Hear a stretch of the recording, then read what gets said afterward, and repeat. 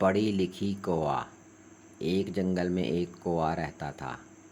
उसकी एक लाडली बिटिया थी। उस जमाने में लड़के लड़कियां दोनों पढ़ा करते थे। सब लोग पढ़े लिखे होते थे।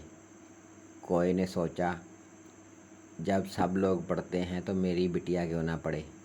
ये सोचकर उसने अपनी बिटिया को खूब पढ़ाया लिखाया। उस जमाने में सब लोग गाया बजाया करते थे। जिसकी आवाज़ सुरीली होती उसकी बात छोड़ो, जिसकी आवाज़ सुरीली ना होती वे भी गाते बजाते थे। ये देखकर कोई ने अपनी बिटिया को गाना बजाना सिखलाया। उस जमाने में क्या सुंदर और क्या करूप सभी लोग नाचना सीखते थे।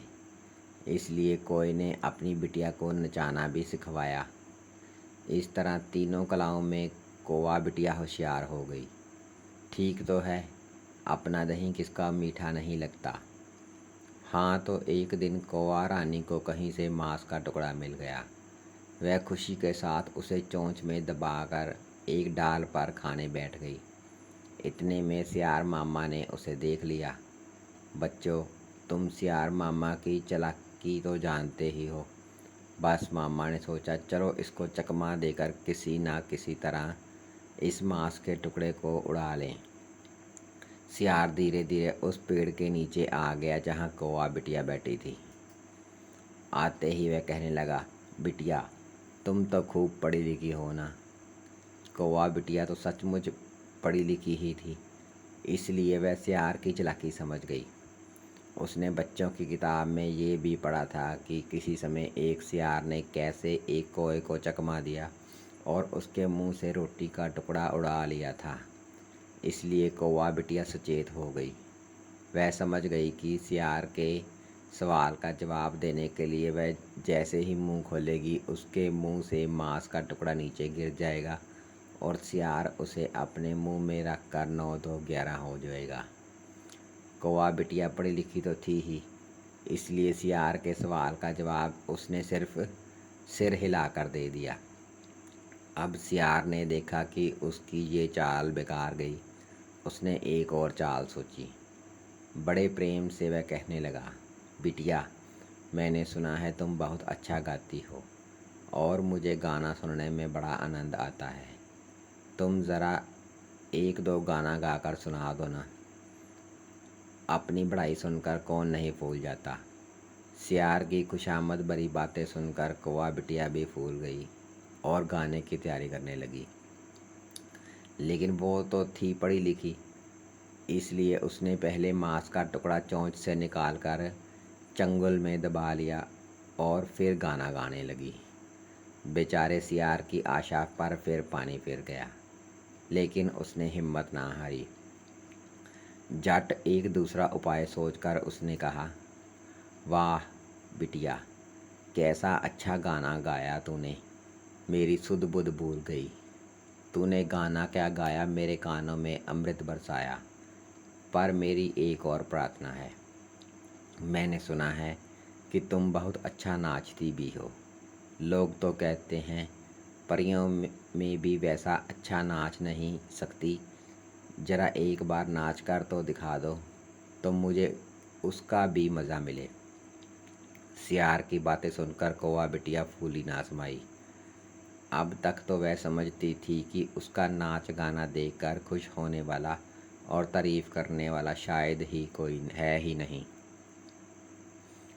आज उसे सियार जैसा पारखी मिल गया। अब उसे और क्या चाहिए था। पर ये मांस का टुकड़ा, वह तो पढ़ी लिखी थी ना। वह अच्छी तरह जानती थी कि खुराक के मामले में कभी बेखबर नहीं रहना चाहिए। भूखे भजन न होई गोपाला। इसलिए उसने खूब सोच विचार कर मांस का टुकड़ा फिर मुंह में रख लिया और नाचने लगी। जब तक कौवा बिटिया नाचती रही, सियार को एक ही सोच था कि मांस का टुकड़ा कैसे उसके हाथ लगे।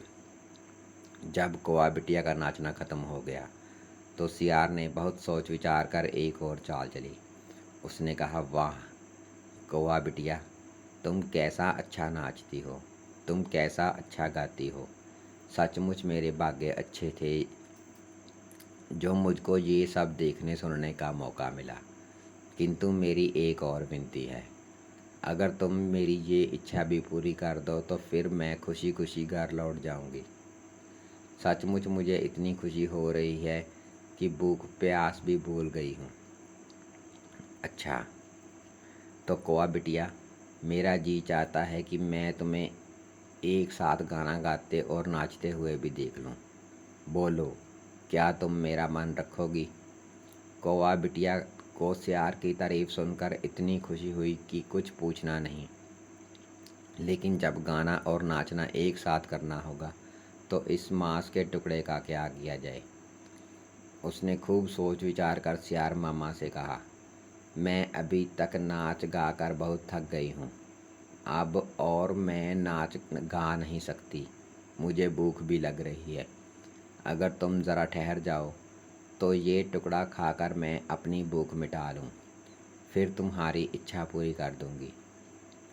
ये सुनते ही सियार समझ गया कि उसकी यहाँ दाल नहीं गलेगी। इस टुकड़े के लिए तो उसने इतनी ककर्ष काँव काँव सुनी और बूढ़ा नाच देखा।